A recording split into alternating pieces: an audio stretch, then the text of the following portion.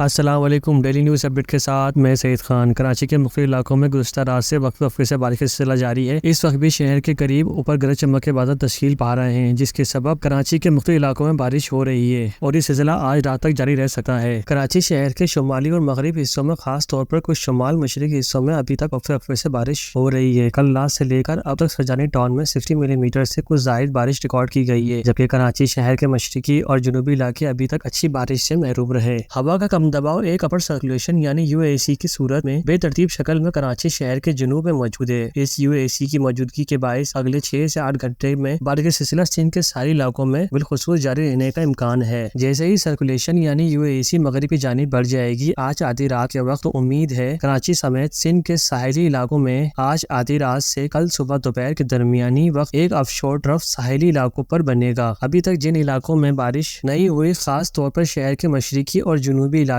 اگلے 12 سے 24 گھنٹوں کے دوران ان علاقوں میں اچھی بارش کے امکان موجود ہیں۔ شہر کے باقی علاقوں میں بارش کے امکان موجود ہوں گے۔ بے شک اللہ سب جانتا ہے۔ اگر آپ ہمارے چینل پر پہلی بار آئے تو چینل کو سبسکرائب کیجیے اور اپڈیٹ رہیے ہمارے ساتھ۔